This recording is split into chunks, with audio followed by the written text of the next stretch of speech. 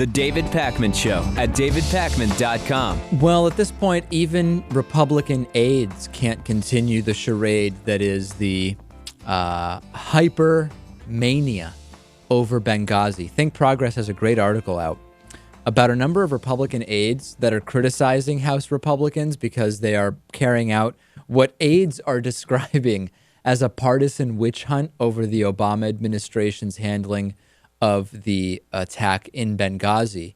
And this is not a comment from the left. Republican aides are saying the party should be focusing on more substantive issues such as lessons learned and how to recalibrate diplomatic security.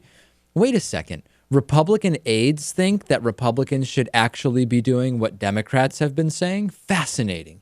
I guess at a certain point, it's not about partisan bickering, but it's just about living in reality and living in fantasy, isn't it? Eventually, you just have to call a spade a spade. There you go. Yeah. Roll Call is reporting. Thank you, Lewis, for summarizing it so concisely. Right. Roll Call is reporting that aides feel they are getting bogged down chasing bogus accusations. So I'm reading between the lines here.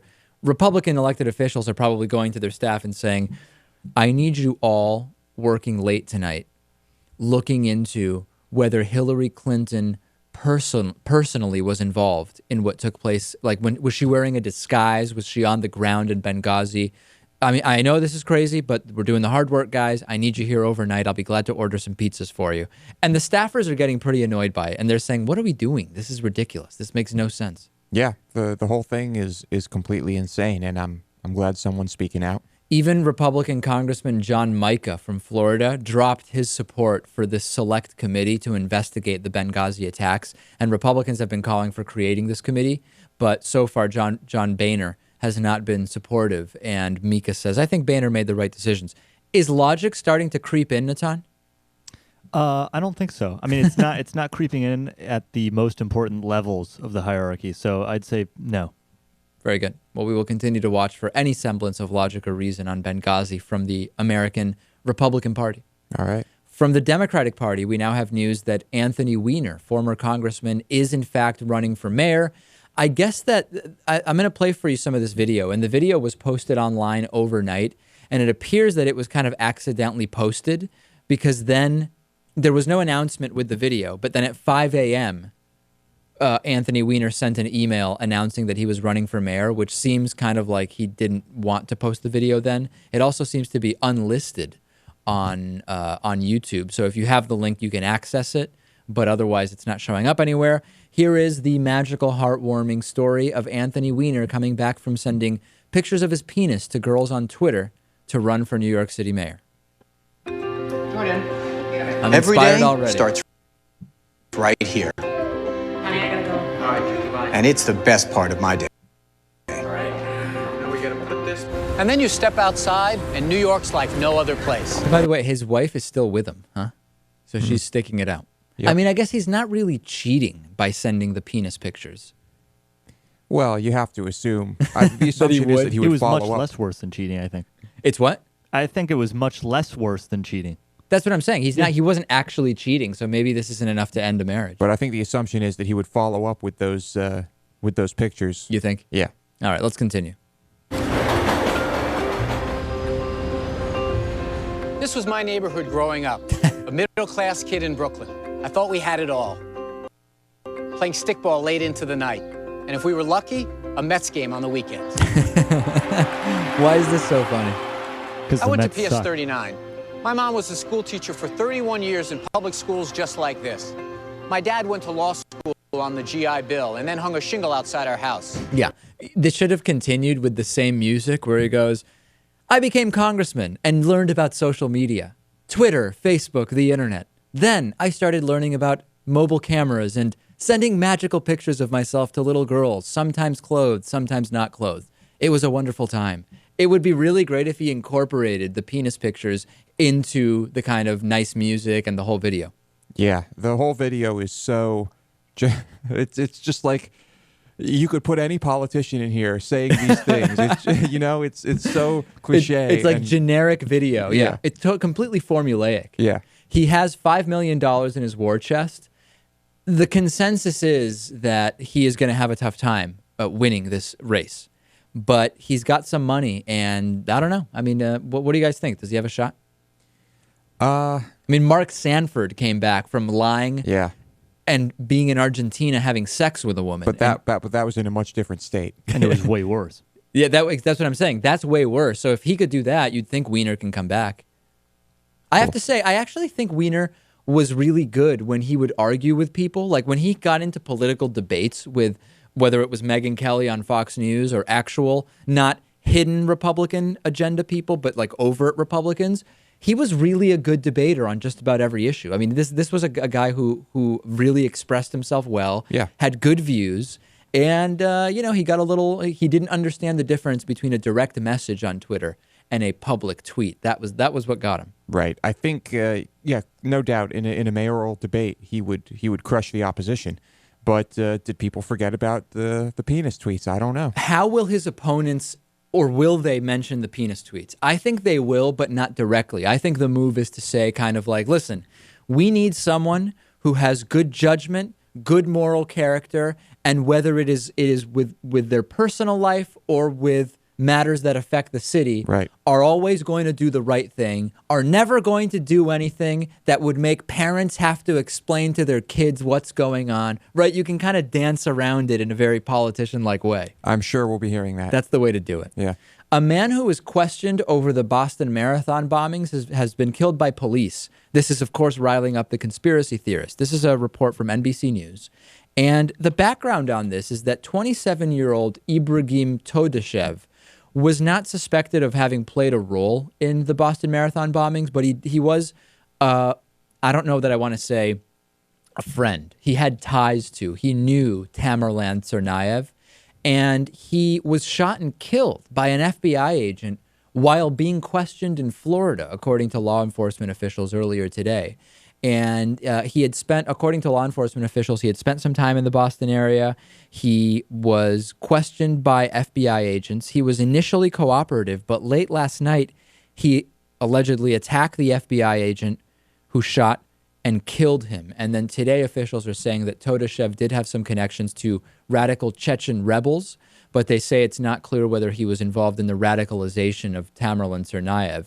It sounds strange to me at face value if an unarmed guy attacks an officer.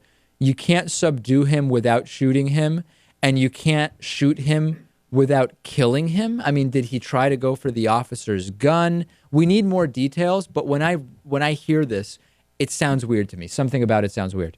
I don't know. I wouldn't pay attention to things like that. I've seen video of police officers tasing elderly women while they're sitting in their driver's seat of a parked car and body slamming, pregnant women. Yeah. And you name it. I wouldn't pay attention to details like that, really. It doesn't shout assassination to me, The thing is, the FBI presumably did want this guy alive. And secondly, it just surprises me that the agent was shooting to kill. It just seems that if the FBI does want you to disappear, this isn't the way they do it. Right. So it just seems very weird that this guy was shot and killed. What do you think, Natan, when you hear this? Well, it seems like maybe he wasn't shooting to kill, but he happened to kill him. In other words, it was an accident. I mean, I think that when these things happen, we need to kind of take a step back and wait until we get more than one sentence out of the media to judge it. And actually, MK Star 12 on the YouTube stream is making a good point, which is, what about a taser? Like, don't you have a taser around? Or they're questioning him, and all of a sudden he's dead. Something about it's weird. Natan's right. We need more information, as always. We do, but in the heat of the moment, if he tries to make a move, you don't really think, okay, I need to shoot this guy in the knee. You shoot wherever you can, right, to protect yourself. Yeah. The Ninth Circuit Court of Appeals has ruled that the Arizona ban on all abortions after 20 weeks of pregnancy is just flat out unconstitutional. They struck it down. They didn't even issue an additional comment. It was just kind of one of these, no, that's just not going to happen. Mm-hmm. Raw Story has a write-up about this, and they explain that the Republican majority in the state passed the law in April, and during the period where the law was there, it was one of the most restrictive states in the United States for reproductive rights. And then experts were even saying that the law was so broadly written and it carried such it was so lacking in any medical expertise that it actually applied to women after their 18th week of pregnancy, meaning that for a time, the state de facto was classifying women as pregnant up to 2 weeks before they even conceived the child. Remember when we talked about that? Right. So the Supreme Court said this is just not going to fly here. The precedent, as we know all too well, is Roe v. Wade. It prohibits states from banning abortion outright, but it does allow some regulation, and it's just a no-go. The court said it's just not going to fly. Done. And that's hopefully the last we'll hear of that law. I doubt it. I'm sure it will keep cropping up. Arizona just is one of those states where you've got a ton of politicians trying to reverse everything. Yeah. You know what I was thinking about, though? Republicans are so serious about, they're fiscally conservative, right? They're so serious about not wasting any money that they'll pass dozens of unconstitutional restrictions on abortion all over the country, which they know are going to be overturned, as well as trying to overturn Obamacare for close to the 40th time, because they're fiscally conservative, Louis. They don't want to waste any money. And of course, as we know, elected officials' time is taxpayer money. I'm glad that they're fiscally conservative. I don't think they understand the meaning of that. And it's also nice to see Republicans concentrating on jobs. I mean, they're keeping probably dozens of lawyers busy with these cockamamie time-wasting proposals and court trials. Not to mention all the aids and whatnot. That's true. Yeah, they're doing a great thing for the economy. Mm-hmm. Thank you to Republicans. Right. On today's bonus show, we will talk about limb regeneration, and the studies that are now, the research being done into regenerating limbs potentially for human amputees at some point. We'll also talk about a study that looks at correlation between male bicep size and political views. It's pretty interesting. And also we'll talk about Rand Paul's comments about Apple and its tax loophole, offshore whole thing that was the subject of much controversy. How do you get the bonus show? It's very easy. Go to our website, davidpakman.com, the bright orange banner at the top and on the left of the website. It's in 2 different spots, Louis. Click it, and within a minute, you will be subscribed. You'll get the bonus show, the commercial-free podcast, the full commercial-free TV show, and a bunch of other stuff. Sign up. This is the time to do it. We'll take a break, and we'll be back with plenty more right after this.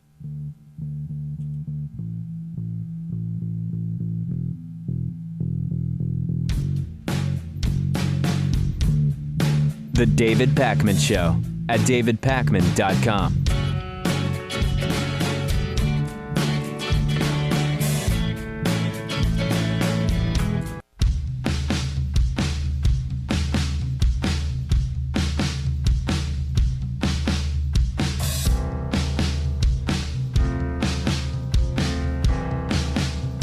Welcome back to the David Pakman Show. Welcome back to the show. If you shop on Amazon at all, you could be supporting the David Pakman Show with the purchases you already make. Just go to our website, davidpakman.com, click on the link to Amazon along the right side of the website, and then just do your shopping. That's it. Amazon sends us back a percentage of your purchase. You can also become a David Pakman Show member, made possible in part by liberalbias.com. When conservatives unskew liberally biased numbers, they can prove some amazing facts, like unemployment is actually at 50%, and it's all Obama's fault. That's the incredible thing. Find out about those types of statistics at liberalbias.com. And let's say hello to David Pakman Show member of the day, Zachary Richards. Thanks, Zachary. We depend on members like you. CNN's Wolf Blitzer had a kind of awkward exchange with a tornado survivor. He said, well, hey, you got to thank the Lord for keeping you alive. And then this happened. Take a look. Yeah. Good. Thank you. Yeah. Such a sweet little guy. Yeah. All right, well, you're blessed. Yeah. Brian, your husband, is blessed. Brian. Anders is Brian. blessed. Brian. Yeah, Brian. You like Brian, huh? That's your dad. Well, we're happy you're here. You guys did a great job. Yeah. And I guess you got to thank the Lord, right? Yeah. Do you thank the Lord for that split-second decision? I'm actually an atheist. Oh, you are? All right. Oh, boy. But you made the right call. Yeah. We are here, and you know, I don't blame anybody for thanking the Lord. Of course not. So. No, of course. Hey, all right, Anders, want to try one more time? Okay, let's quick cut to John King talking to a woman who's in a church right now. Quick. So it's kind of funny because why does he put? It seems almost like he's pushing it on her. He's like, you got to thank the Lord, You do thank the Lord, right? And then he checks with her like he really wants to get an answer out of her. Do you think that there's any kind of like concerted effort on corporate media to get people to thank God when they survive something like this? Like he was really pushing it on her. I don't know. I mean, he might assume, considering the state he was in, that that everyone just is thanking the Lord after they survive an ordeal like that. Yeah. And then there was also this woman who found her dog yesterday, and she actually did thank the Lord for that. Oh, help me. Oh, Bessie. Oh. But I thought God just answered one prayer to let me be okay. He answered both of them. Right, so there were 2 prayers that God answered. Every time I hear this, it's fine that this is making these people feel better if it is. I just do not understand. Why didn't God stop the tornado in the first place, right? I mean, because of the gays. Who should the families of those who died blame? I just don't understand it. I just don't get it, right? And then the answer you get, Natan, when you say that to someone who is a true believer, they say, God works in mysterious ways. So it's like, well, then how can you even really thank him for saving you? If you don't understand why he sent the tornado, then why are you even thanking him for saving? I just don't get it. Yeah, I guess if you can thank him for saving you, why can't you blame him for not saving you or for not saving someone else that you know, someone else who was in the storm? I don't think you need to convince me of this. Yeah. All right. Yeah, faith is blind. A congressman who gets millions of dollars in farm subsidies denounces food stamps as stealing other people's money. This is in Think Progress, and it's really a good story. This is about Congressman Stephen Fincher from Tennessee. He's a Republican, and he's really angry, and he is very much against food aid for poor Americans included in the Farm Bill, and he talked about this during last week's House Agricultural Committee debate, and he accused the government of stealing, quote, other people's money. Now, funding for SNAP, the Supplemental Nutrition Assistance Program, has already been decimated in every single version of the Farm Bill. It's cutting nearly 2 million working families, children, and seniors off of food assistance. And Fincher actually invoked the Bible. He said his defense of cutting food stamps was based on his quote of the Bible, "The one who is unwilling to work shall not eat." Now, the hypocrisy comes in that Fincher interprets food assistance for the needy as stealing, right? But the Farm Bill has huge agricultural subsidies. And in fact, he supported a proposal to expand crop insurance by $9 billion over the next 10 years. And he's personally benefiting from this. There's level 1 of hypocrisy, which is to support the food stamp, to support getting rid of the food stamps, but support subsidies for farms in the abstract. But he's personally benefiting from this, right? He is the second most heavily subsidized farmer in Congress, right? He's personally getting this money.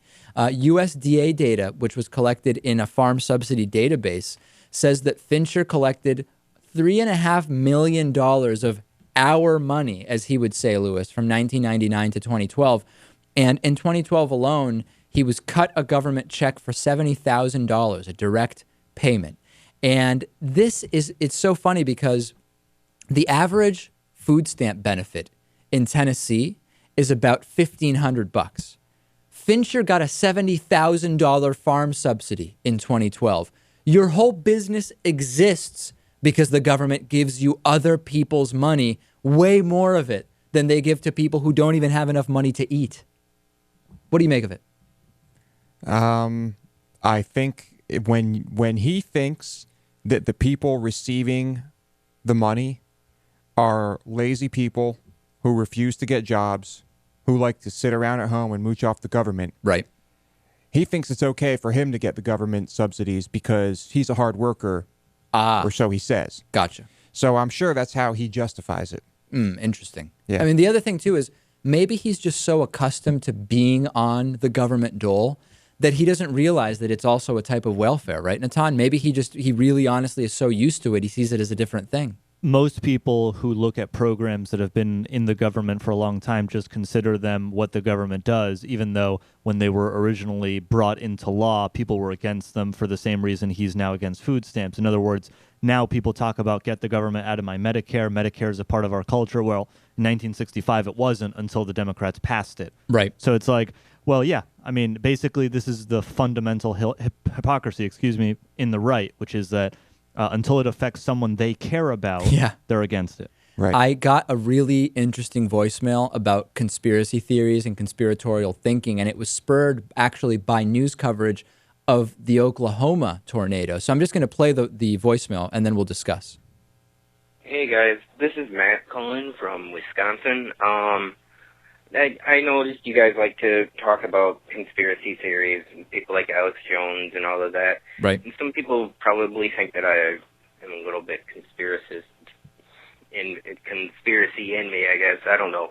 But I was just noticing today, I was watching a breaking news thing about the Oklahoma tornadoes and the conflicting reports of the amounts of deaths and all that.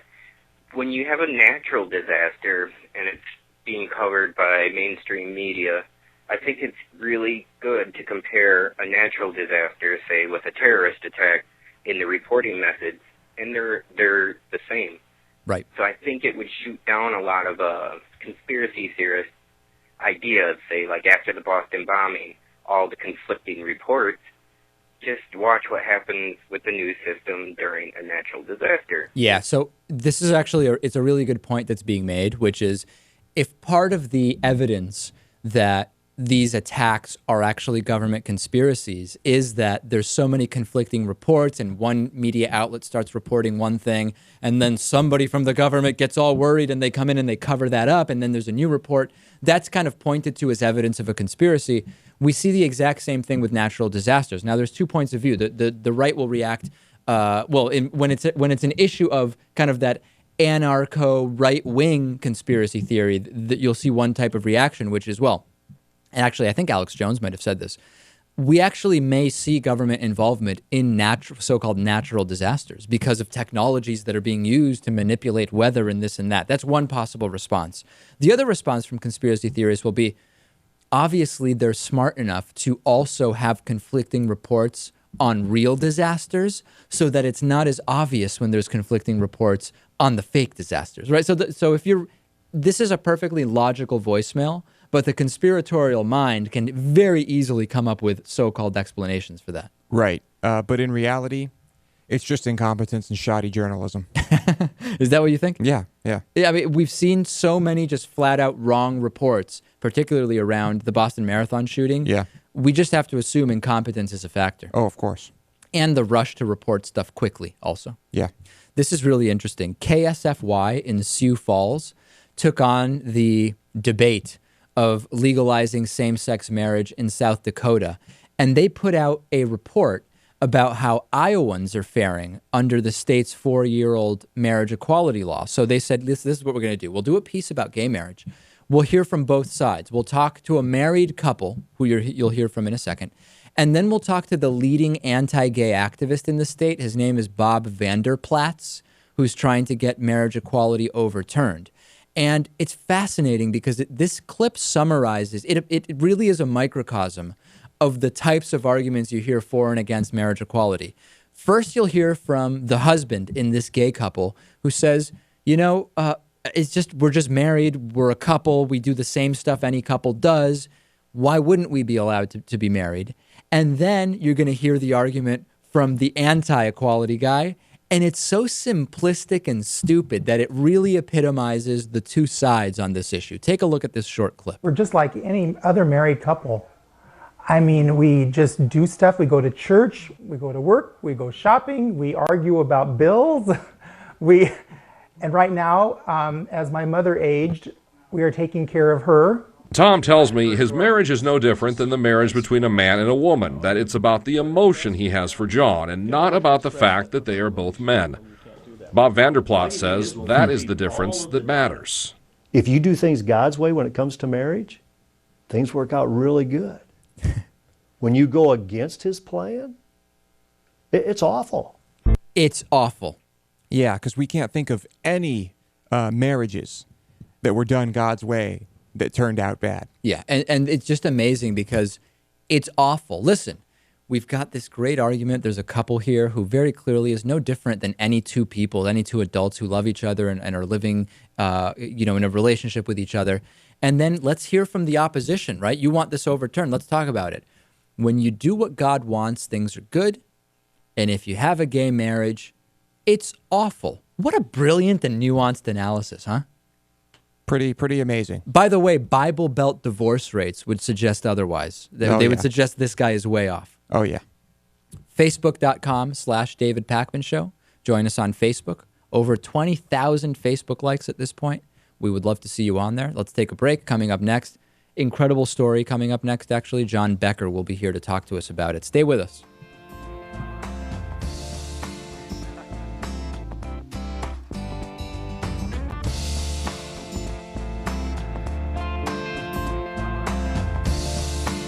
The David Pakman Show at davidpakman.com.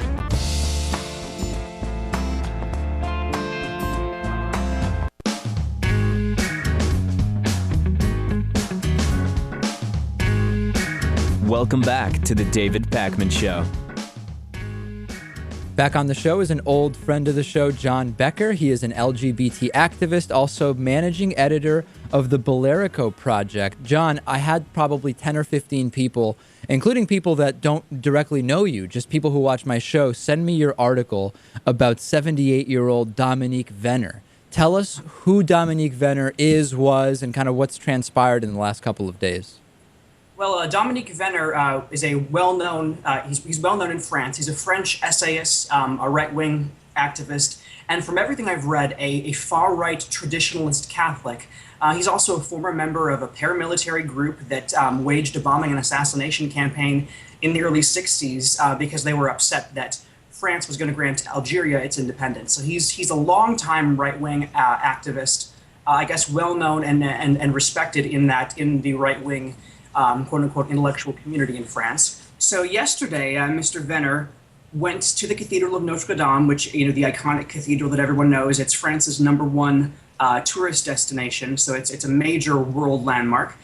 He went to the cathedral, went up to the altar, and shot himself in the mouth in front of hundreds of tourists. And he did this just after posting a note on his blog. It was a homophobic and Islamophobic note on his blog, basically talking about how awful and abominable the marriage equality law, the new marriage equality law was. And, he said it was kind of a stream of consciousness thing where he said that he read this Algerian blogger that said that if the Islamists get into power in France, they'll overturn the law, but that would also be bad because I don't like Islam. But he said, he ended with saying, that this fight will require new spectacular and symbolic actions to wake up the sleepwalkers. And he said, this final second of our lives is important as the rest of our lives. So he really kind of foreshadowed what he was about to do. So basically, to essentially sum up, he's anti-gay and he's also anti-Muslim. Right. He wrote that as angry as he is about the growth of equality, he is also upset because he thinks the only way to stop that would be if Muslims stop it, and he also doesn't like Muslims. So then he says we need something grand, something at a new level to turn this around. And then after leaving that note, he kills himself, presumably under the impression that that is the big thing that would stifle equality. That's, as far as I know, they haven't uncovered anything new about what his intentions might be. So that's the best that they have to go by, and that's why a lot of international sources were reporting that his gesture more than likely had to do with a protest of marriage equality. And also, one of the reasons that leads people to believe that is because Notre Dame was a focal point in the protests against marriage equality as the law was making its way through the French parliamentary system. The French Catholic Church was very, very vocal in their opposition. So, it was a highly symbolic choice of a venue to kill yourself. And not only that, I mean, people may not understand this is a tourist location in many senses, and there were hundreds of people there. This would be like if people were at, I don't know, at the Lincoln Memorial, and all of a sudden somebody goes up there and in protest of something kills themselves by shooting themselves in the mouth. This is a huge public spectacle that this guy made of himself. Absolutely. I mean, and I guess the evacuation was orderly, but people started screaming. It was quite the frightening thing, as you can imagine. Going out in front of hundreds of people. But apparently, this man was he had to have been a troubled individual to start out with. Yeah. But apparently, he was just so upset by the thought that same-sex couples would be able to get to happily marry each other that he just couldn't bear to live in a world where that was the case. This is obviously a tragic story in the sense that now his family and everyone who knew him, who presumably liked him in spite of his views, now has to deal with this loss. But the other thing is, earlier this week, and I'd be curious to get your thought on this, I don't remember what story we were talking about. We were talking about I think it was actually the shooting in New York City that we were talking about, where a gay man was shot after being stalked by a 33-year-old individual. And I said to myself, I understand that some people for religious reasons think homosexuality is wrong,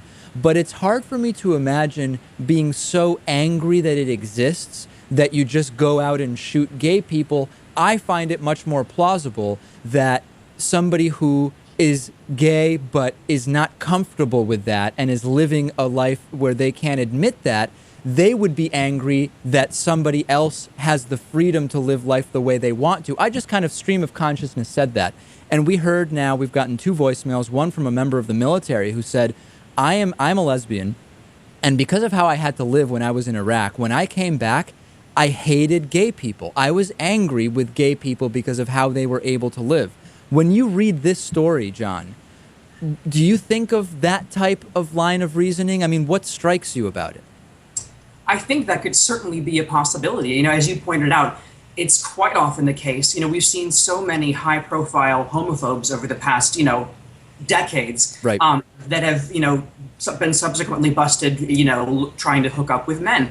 So there really is, and they've done studies that show that in many cases, the most outspokenly homophobic men are the ones who are the most aroused by gay imagery. Right. So, I really do think that there is a lot to that, and it could be a very strong possibility that Mr. Venner may have had some, maybe he was bisexual, or maybe he was never able to explore that part of his life and took it out on himself by taking his life as a result of his homophobic hatred. I think there's also a lot of internalized homophobia in the Catholic Church among the hierarchy. So I really do think that the element of internalized homophobia could very well play a part here.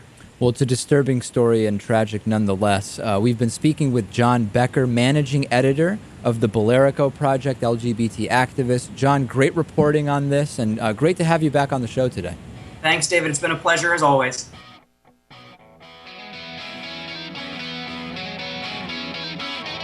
The David Pakman Show at davidpakman.com.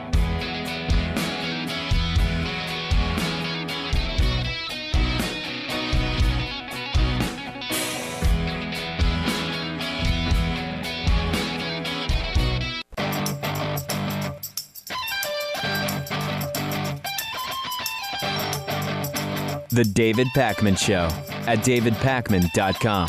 All right, welcome back to the show. Welcome to everybody who's joining us from the I Love It When I Wake Up in the Morning and Barack Obama is President Facebook page and the Too Informed to Vote Republican Facebook page. Check those out. Very quickly, we're getting on the live stream some questions, Lewis, about what I meant in the interview with John Becker when I said, I understand when people are anti-gay based on religion. What I meant was this. Sometimes the source of someone being indoctrinated into being anti-gay is their religion, separate from whether you believe all religions are anti-gay or whatever. Some people, when you ask them, why are you anti-gay? They say, because that is what God says, because that's what my religion teaches, whatever.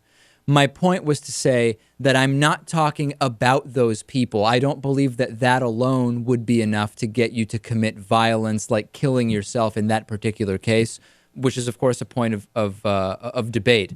I was not trying to say that I understand that it's reasonable to me to be anti-gay if you're religious. That is not at all what I was saying. Am I making any sense at all here, Lewis? I understand you perfectly, yes. Good. Hopefully we've cleared that up. Here's a really cool story. NASA is funding a 3D food printer, and it's going to start by printing pizza. NASA's funding research into this, and there's a mechanical engineer named Anjan. It appears his last name is Contractor. I don't know if it just looks like the American word contractor or what, but Anjan Contractor. And he's received a $125,000 grant from the agency to build a prototype 3D printer with the aim of automating food creation.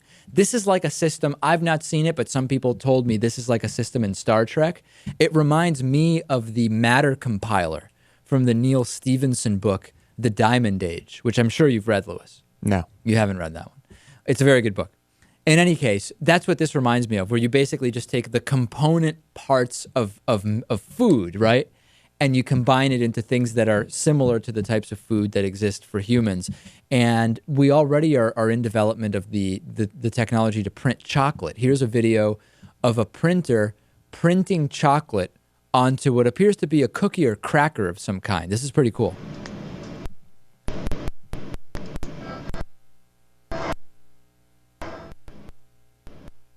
It's about to start, I swear.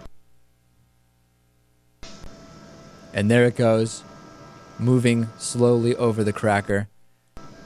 Now, I have to admit, there's really no difference visually here from printing the chocolate and just dispensing it. Right. This video is actually not as compelling as I thought it would be. But anyway. Well, I looked into this, and basically, you're going to need to have little cartridges right. of powdered material, basically food components. Food components, yeah. And they stay fresh for like 30 years. And the printer will use those components to make different foods. So you need to have the components to make whatever the final product is going to be. So if you want to make chocolate, you have to have those components available. Right. In this particular case, the way it would work is you first print a layer of dough from the components you're talking about. That gets heated as it's printed. And it's basically cooked as it's printed. Then you mix tomato powder with water and oil to print tomato sauce. And then there's going to be, the topping will be what's being described as a nondescript protein layer. Sounds delicious. Wow. I hear that nondescript protein layers have hints of rosemary, just naturally. It's just a coincidence. That sounds delicious. Hard to believe. Yeah. Can it print the plate too? That'd be pretty cool. Maybe an edible one. Yeah. Yeah. In any case, I'm very, very interested in this. And when you think about the technologies that now we're looking at, I mean, we're going to talk on the bonus show about limb regeneration. We're talking about printing food. It's going to be an interesting few years, isn't it? It is. The other day I got a phone call. So I was in New York over the weekend. Every time I go to New York, I use one credit card for all my spending. Every time I go to New York, the second or third time I try to purchase a Subway, I try to add money to my Subway card, my card gets declined. And every single time I call and they say, well, Mr. Pakman, we noticed that there were a number of these purchases outside of your home area, so we temporarily blocked those purchases to make you call in and ensure it was really you. And I'm like, that's interesting, because if I go out and I charge, $50 for dinner really far from where I live, and that's no problem. But when I try to get a $2.50 Subway ride for the second time, that's the red flag. I don't really get it. I was kind of annoyed by it. However, I am now no longer annoyed by it, because as it turns out, yesterday morning I got a phone call, and I assume it's some kind of credit card. We'd like to offer you some card. I say, Mr. Pakman, we think your card may have been compromised. We wanted to go over some charges with you. I assume it's something from my New York trip. They say, did you make an $850 purchase at a Radio Shack in Southern California yesterday? I said, no, I did not. I am not in California, and I have not been there for many months. They say, okay, did you also try to make a $400 purchase at a different Radio Shack, also in Southern California? And I say, no, I did not. And he said, well, your card has been stolen. Now, my card physically was not stolen. In other words, I never lost possession of my card. So I asked, how could this happen? I thought, if you just don't lose your wallet, this type of thing isn't going to happen. They said that any number of online merchants or other merchants could have been compromised and had credit card data stolen, although my understanding was they hold that information in an encrypted form. But that's... If you're good enough, anyone can get at that. I guess you can do it. So now I have no card for a couple of days. I went today to the post office to mail out a bunch of stuff, and I take out my wallet, and I'm like, right. Yeah. I just used my debit card instead. But has this ever happened to you? No. Yeah. It's not pleasant, I must admit. Yeah, I don't imagine it would be. And, I'm sure it's quite a hassle. Well, the good thing is they said no matter what, I wouldn't be responsible for the charges. Like they said they blocked those charges at the Radio Shack, but even if they had gone through, I wouldn't have been responsible for them, which is good to know. I mean, is the credit card company taking the hit in a case like that? No, if it had gone through and then I file it, I think that the credit card companies have their own insurance against fraud. You know how like local insurance companies have reinsurance for the policies they underwrite? There must be something similar, or maybe some of the companies are big enough that they can just kind of self-insure and they know, X% of our charges are going to be fraudulent. And we build that into the interest rates that we charge. Yeah. Who knows? In any case, hopefully soon I'll be back on board. Let's go to some of your voicemails. Our voicemail number is 219-2-DAVID-P. Call anytime, 24 hours a day. Here's a voicemail not about printed food, but about printed guns. Take a listen to this. Hi, this is Desiree. I was wondering what you guys thought about how the NRA would feel about these 3D printed guns, since they support the gun manufacturers and the 3D printed guns kind of cut them out of the equation. Right. Here's the thing. The NRA, the NRA is in a tough spot because they need to appear to be for gun rights when really what they're for is selling more guns, specifically guns manufactured by the companies that fund the NRA, to maintain what to some people will be any semblance of credulity. They're going to kind of need to support the 3D printing of guns thing as a right, if it's, in some in some form. Because if they don't, it will become even more transparent that they just want their clients, right, their funding manufacturers, to be making money. Yeah. However, there's a very good chance that in the medium term, the gun printing thing, if it does become a more mainstream thing, the gun manufacturers will figure out a way to take advantage of it. Print your own mods to the guns that you buy from us, and you've got to pay a fee to download the instructions for custom mods, etc. So the NRA, I think, in the short term, is going to just say, we're for gun rights. That's what we're for, and wait and see what the corporate result is of the printing of guns.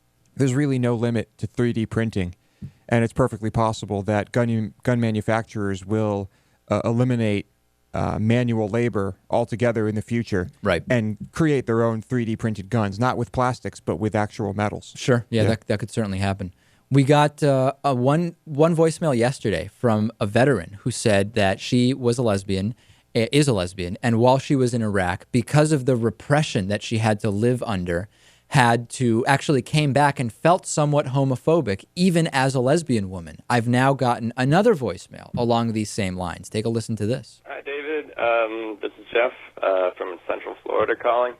I've been meaning actually to leave you guys a voicemail for a while now, and it's about the subject of what you just mentioned on the show today about homophobic gay people. I was raised in an extremely religious family. In my early teens, from the time I was 12,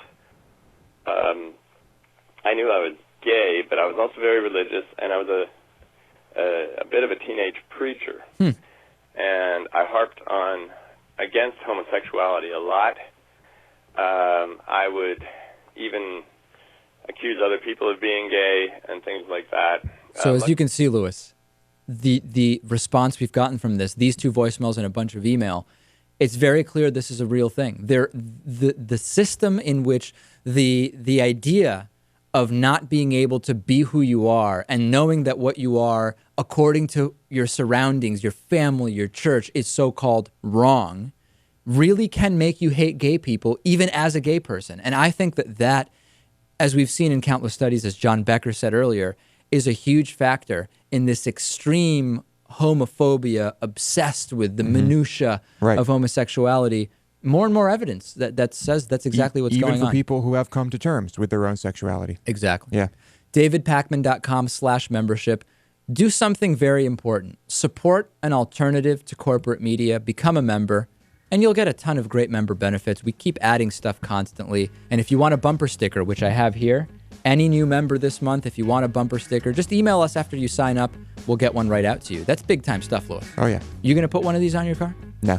No. All right. We'll see you tomorrow. The David Pakman Show at davidpakman.com.